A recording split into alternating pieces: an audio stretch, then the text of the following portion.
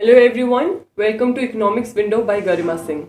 Today we are going to do the last part of chapter number 13 where we'll be studying about the simple application tools of demand and supply curve. So basically in my previous video I have told you that there is no government intervention, मतलब सरकार बीच में interfere नहीं करती है. Equilibrium price and quantity कैसे determine होते हैं? By the market forces which is known as demand and the supply. Okay, अभी तक यही समझा था हमने. Now let's take the case और this application tool of the demand and the supply curve. Here will focus on the two cases where the government intervention will be seen. Okay, जब हम बात करते हैं nations like ours, जैसे हम India की बात करें, डेवलपिंग नेशन है, we are on our path to development, right? So here government plays a major role. सरकार की इंटरवेंशन रहती है. That will study now क्यों इतना ज़रूरी है कि गवर्नमेंट को इंटरफेयर करना पड़ता है जब हम एक्चुअल एप्लीकेशन ऑफ टूल्स की बात करेंगे, राइट? एक बात आपको याद रखनी है, in case of least developed countries और लेस डेवलप्ड कंट्रीज और डेवलपिंग नेशन, गवर्नमेंट का रोल क्या रहता है? गवर्नमेंट का मेजर रोल रहता है सोशल वेलफेयर. तो यहाँ भी क्या होगा, जब गवर्नमेंट इंटरफेयर करेगी वो किसके भलाई के लिए करेगी? For the people only. Here the government will think about the poor population, therefore it will interfere. Okay, so basically आज हम बात करेंगे दो important concept from this chapter which is price ceiling and other is price floor. First हम बात करेंगे price ceiling. Price ceiling, price तो आपको पता है क्या है, जिस पे कोई भी सेलर अपनी commodity sell out करेगा. अब टर्म आती है सीलिंग. सीलिंग अगर आप डे टू डे लाइफ में अगर एक रूम की बात करें, सीलिंग क्या है? छत हमारी, राइट? तो वो ऊपर की साइड है. सीलिंग का मतलब रहेगा मैक्सिमम लिमिट. ओके, अगर मैं लेमैन टर्म में बात करूं भाई, मैक्सिमम प्राइस. ओके, अब ये कंबाइन हो गया है प्राइस सीलिंग के साथ. It means the maximum price of a commodity that a seller can charge from the buyer. भाई ये एक मैक्सिमम प्राइस होगा जो एक सेलर किसी भी कमोडिटी के लिए चार्ज करेगा from the buyers. Okay, now let's talk about the government intervention. Starting में बताया था ना कि यहाँ गवर्नमेंट इंटरवेंशन के दो केस पढ़ेंगे हम. सो अब यहाँ आती है गवर्नमेंट की बात. वी हैव यूजुअली सीन और often seen that government interferes here and here the government fix the price lower than that of the equilibrium price so that the poor can afford it. Okay, भाई government क्यों interfere कर रही है? ताकि जो poor population है उसको भी वो commodity at lower price avail कर सके वो लोग भी. एंड ऑल्सो गवर्नमेंट हमने यहाँ देखा है यूजुअली इक्विलिब्रियम जो प्राइस है, इक्विलिब्रियम प्राइस क्या रहेगा मेरी, जहां मेरी डिमांड एंड सप्लाई के फोर्सेस मिलेंगे, उस इक्विलिब्रियम पॉइंट से यूजुअली हमने देखा है गवर्नमेंट थोड़ा नीचे ही प्राइस फिक्स करती है. So after the definition let's understand the concept of price ceiling with the diagram. Okay, so as you all know, we have on x-axis the quantity, on y-axis we have the price, right? So downward sloping is my market demand curve and upward sloping is my market supply curve. और जहां मेरे market forces of demand and supply meet करती है वो point क्या कहलाता है? Equilibrium point. और इक्विलिब्रियम पॉइंट से हमें दो चीजें पता चलती है, one is equilibrium price and other is equilibrium quantity. इतना तो सेम ही है, लेकिन यहाँ के कॉन्सेप्ट क्या है? यहाँ प्राइस सीलिंग. प्राइस सीलिंग मतलब एक मैक्सिमम प्राइस, भाई तुम इतना ही प्राइस चार्ज करोगे. और प्राइस सीलिंग में ये प्राइस कहाँ होता है? Usually below the equilibrium price. Suppose government ने price ceiling, PC line here denotes the price ceiling. Government ने फिक्स कर दिया भाई ये this is the maximum price जो आप चार्ज कर सकते हो. अदरवाइज अगर ये ना लगाए गवर्नमेंट तो इक्विलिब्रियम प्राइस तो ऊपर है. ओके, तो प्राइस सीलिंग के कॉन्सेप्ट से गवर्नमेंट ने सपोज पीसी प्राइस फिक्स कर दिया, तो जैसे ही मेरा प्राइस नीचे होगा, जैसे आप प्राइस विल डिक्रीज, क्योंकि प्राइस सीलिंग लग गई है गवर्नमेंट की साइड से, तो क्या होगा मेरी डिमांड. अगर आप डिमांड देखो, डिमांड कर्व पे मेरा पॉइंट क्या आ रहा है? बी. तो डिमांड विल इंक्रीज. क्यू से Q2 हो गई है, बढ़ गई है. और जब मैं बात करती हूँ सप्लाई, सप्लाई कर्व पे पॉइंट देखो, पॉइंट क्या है मेरा? ए. तो यहाँ मेरी सप्लाई क्या हुई है? कॉन्ट्रैक्ट हुई है, विच मीन्स OQ1 हो गई. ओके, तो अभी आपको पता चला कि डिमांड मेरी मोर है देन सप्लाई. सप्लाई कॉन्ट्रैक्ट हो गई और डिमांड मेरी बढ़ गई है. ओके, किस चीज का केस हुआ ये? एक्सेस डिमांड का. अब बात करते हैं कि इससे क्या एक प्रॉब्लम आएगी, अब ये होगा जो लोग पहले बल्क में एक्सेस में खरीद रहे थे, अब क्योंकि सप्लाई मेरी कॉन्ट्रैक्ट हो गई है तो अब उनको लिमिटेड सामान ही मिलेगा। ओके, तो इस केस में हमारी एक प्रॉब्लम निकल के आती है which is the problem of partial hunger. Okay, क्योंकि यहाँ किस चीज का केस है, एक्सेस डिमांड, डिमांड ज्यादा है, सप्लाई कम हो रही है, क्योंकि सप्लाई कॉन्ट्रैक्ट हो गई है प्राइस की नीचे आती। अगर आपको लॉ ऑफ डिमांड पता है, प्राइस के साथ ऑपोजिट डायरेक्शन में चलता है एंड लॉ ऑफ सप्लाई मेरी पॉजिटिव या सेम डायरेक्शन में काम करती है। तो यहाँ एक्सेस डिमांड की वजह से क्या हुआ, एक प्रॉब्लम अराइज होगी पार्शियल हंगर की। तो अभी मैंने आपको बताया था कि हम एप्लीकेशन मतलब एक्चुअली जब ये फिनोमेना काम करते हैं तो वो उसके ये कैसे काम करेंगे उसके बारे में पढ़ रहे हैं। तो हमने जब ये प्राइस सीलिंग का कॉन्सेप्ट किया तो हमें पता चली एक प्रॉब्लम निकल के आती है इससे, पार्शियल हंगर की। नाउ लेट्स अंडरस्टैंड कि इस प्रॉब्लम का सोल्यूशन क्या निकलेगा। Now let's see how the problem of partial hunger can be tackled. So we have a solution here कि ये जो पार्शियल हंगर है, क्योंकि यहाँ क्या है, डिमांड ज्यादा हो गई है और सप्लाई कम हो गई है, एक्सेसिव डिमांड की वजह से पार्शियल हंगर की प्रॉब्लम है। सो इस प्रॉब्लम को टैकल कैसे किया जाए, the solution is rationing.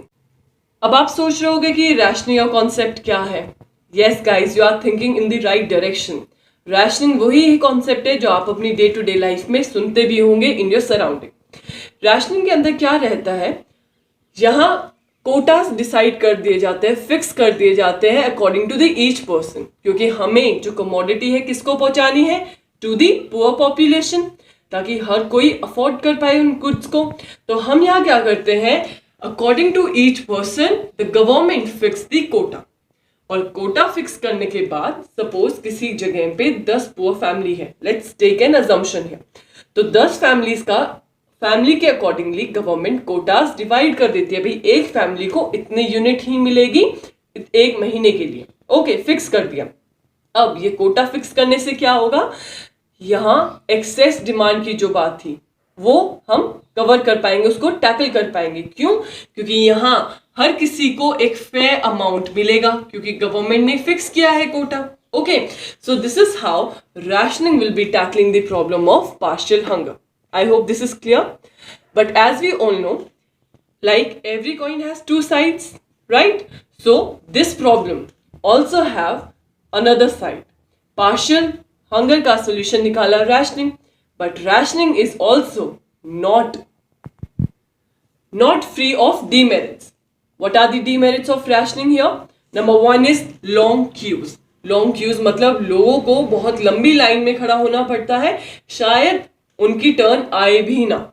Okay, ये पुअर पॉपुलेशन बहुत ज्यादा है, वेटिंग लाइन लॉन्ग क्यूज रहती है राशन शॉप्स के बाहर, जिसकी वजह से वो जो कमोडिटी है पुअर्स तक नहीं पहुंच पाती टाइमली मैनर में। Second here is poor quality. यहाँ क्या किया जाता है, जो पुअर पॉपुलेशन के लिए अच्छी क्वालिटी ऑफ जो प्रोडक्ट्स है वो नहीं प्रोवाइड किए जाते।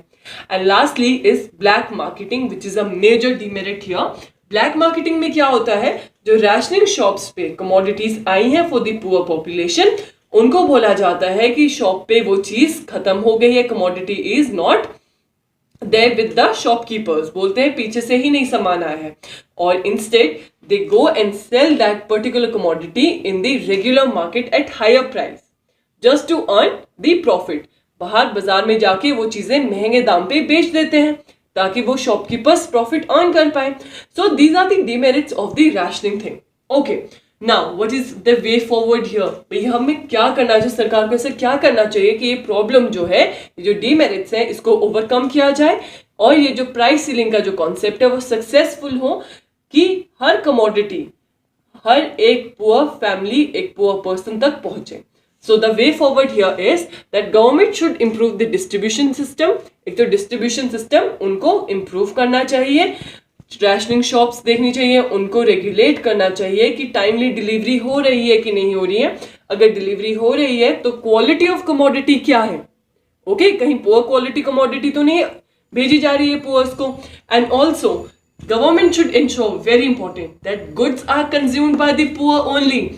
ये जिनके लिए बनाया गया है कॉन्सेप्ट ताकि पुअर तक वो सामान पहुंचे, गवर्नमेंट को इंश्योर करना चाहिए जो इस चीज से, जो इस फैसिलिटी को अवेल कर रहा है, वो एक्चुअल में एक नीडी पर्सन है, एक पुअर पर्सन है.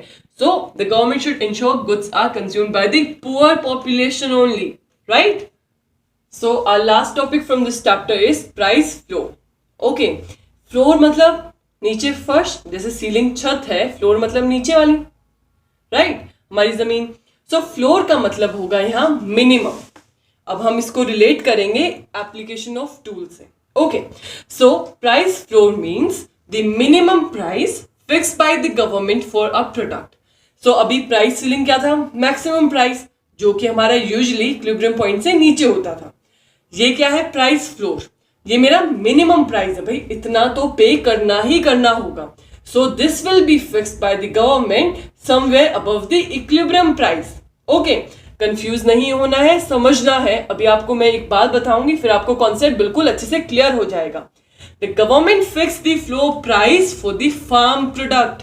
अब आपको समझ में आएगा किस केस में हमारे कॉन्सेप्ट यूज होता है. फार्मर्स के लिए, फार्मर्स जो प्रोडक्ट प्रोड्यूस करते हैं, फार्म प्रोडक्ट, ताकि उनकी एक इनकम बनी रहे, फार्मर्स सफर ना करें, to in order to regulate the farmers. तो हमारे प्राइस फ्लोर का कॉन्सेप्ट आता है. So in order to regulate the farmers income, हम प्राइस फ्लोर का कॉन्सेप्ट करेंगे. Farm products as we all know are seasonal in nature. Okay, seasonal मतलब अगर मॉनसून अच्छा आया है, रेनफॉल अच्छी हुई है, फार्म प्रोडक्ट अच्छा होगा, प्रोड्यूस अच्छा होगा. या कोई ऐसा डिजास्टर ना हो, सूखा पड़ जाए या कुछ आंधी तूफान आ जाए, प्रोडक्ट बिल्कुल ही खराब हो जाए, फार्मर की हेल स्टॉर्म्स हो जाए जिससे नुकसान हो जाए. ओके, क्यों? तो बड़ा ही अनसर्टेन है हमारे agriculture. In order to regulate the income of farmers, हम प्राइस फ्लोर का कॉन्सेप्ट यूज करती है गवर्नमेंट. ओके, नाउ दूसरी साइड देखते हैं. इन केस कभी एक्सेस सप्लाई हो जाए, हमने पढ़ा है जो बहुत ज्यादा सप्लाई हो जाती है, बहुत ज्यादा कमोडिटी मार्केट में होगी, तो प्राइस क्या होगा? प्राइस क्रैश हो जाता है, प्राइस नीचे आ जाता है, क्योंकि एक्सेस सप्लाई से ग्लट हो जाएगा मार्केट में, बहुत ज्यादा कमोडिटी हो जाएगी. ओके, बहुत ज्यादा अबंडेंस में कोई चीज है, प्राइस ऑटोमेटिकली नीचे आएंगे. सो ये तो एक्सट्रीम कंडीशन है, जिस कंडीशन की वजह से फार्मर्स की जो इनकम है वो बिल्कुल ही खत्म हो सकती है. फार्मर्स बहुत ज्यादा बुरी हालात में पहुंच सकते हैं. So in order to regulate the farmers income, हम प्राइस फ्लोर का कॉन्सेप्ट करते हैं. इतना समझ में आया?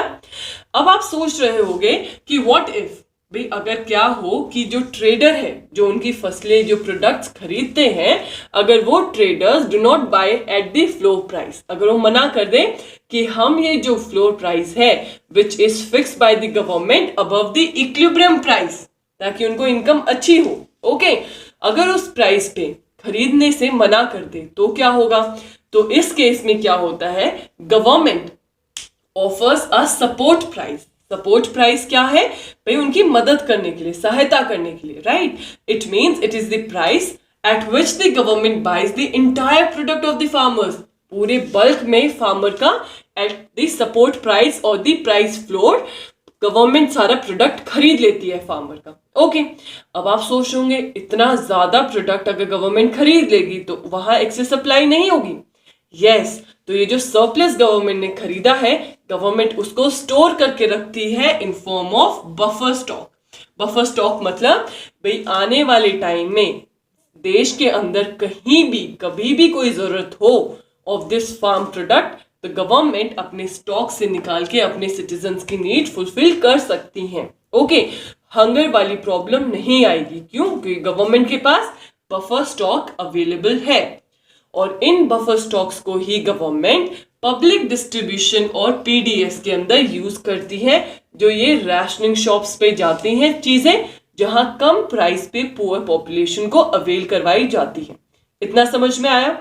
Now let's C diagrammatic representation. But before that, one marker question here is that the price floor or the floor price is also known as the support price. Okay? क्योंकि ये income regulate करने के लिए है farmers की. इतना clear हुआ? और ये भी याद रखना है, price floor is in context to the farm product. ये भी याद रखना है. अब हम देखते हैं diagrammatic representation. As usual, on my x-axis I have the quantity, on my y-axis I have the price. Okay, मेरे जहाँ MD जो है ये क्या है मेरा, मार्केट डिमांड कर्व, MS क्या है, market supply curve which is upward sloping. At the point where both the market forces meet is my equilibrium point. Okay? और इस पॉइंट पे मेरे क्या डिटरमाइन होते हैं, my equilibrium quantity and equilibrium price. लेकिन हम किस चीज की बात कर रहे हैं, प्राइस फ्लोर. प्राइस फ्लोर मतलब इक्विलिब्रियम पॉइंट से ऊपर की हमारे प्राइस सेट करेगी गवर्नमेंट. क्यों, क्योंकि ताकि फार्मर्स को इनकम हो, उनको भी सपोर्ट मिले, राइट. तो यहां गवर्नमेंट ने सपोज PF ये हमारा प्राइस फ्लोर सेट कर दिया है. तो यहां आप देखोगे इक्विलिब्रियम पॉइंट से ऊपर का प्राइस है, प्राइस इंक्रीज हुआ. प्राइस जब इंक्रीज होगा तो उससे क्या होगी, मेरी सप्लाई बढ़ेगी, सप्लाई बढ़ेगी और डिमांड मेरी कम होगी. सप्लाई बढ़ेगी और डिमांड कम होगी क्योंकि प्राइस बढ़ गए हैं. तो तब मेरी supply is greater than demand. तो किस चीज का केस हुआ, ये एक्सेस सप्लाई का केस हुआ, राइट. तो यहां क्या होगा, अब आप ये सोचोगे कि कैसे पता चला. अगर आपने मेरी प्रीवियस वीडियोस देखी हैं जहां हमने पूरा कॉन्सेप्ट किया था तो आपको पता होगा जो रीजन होता है इक्विलिब्रियम से ऊपर वो एक्सेस सप्लाई का होगा. अगर वो वीडियो नहीं देखी है तो आप यहाँ ये जो कर्व्स हैं इनसे ही पता लगा सकते हैं. पॉइंट A किस पे टच कर रहा है, मार्केट डिमांड. ओके, तो ये क्या है, डिमांड कर्व क्या होता है, डाउनवर्ड स्लोपिंग. डिमांड कॉन्ट्रैक्ट होगी, जैसे जैसे प्राइस बढ़ता जाएगा मेरी डिमांड कम होती जाएगी क्योंकि ज्यादा प्राइस पे लोग नहीं खरीदते हैं. वेयरएज पॉइंट B ये क्या है, मार्केट सप्लाई का, ये अपवर्ड स्लोपिंग होता है. जितना जितना प्राइस बढ़ेगा मेरी डिमांड भी बढ़ती जाएगी. आई बात समझ में. So this was all for this chapter, guys. We have now completed our entire syllabus of microeconomics. Thank you for watching Economics Window by Garima Singh. Stay tuned for more amazing content coming your way. And also, guys, if you have any doubt, feel free to comment down below in the comment section and I'll make sure that I'll reach out to each one of you. Thank you once again.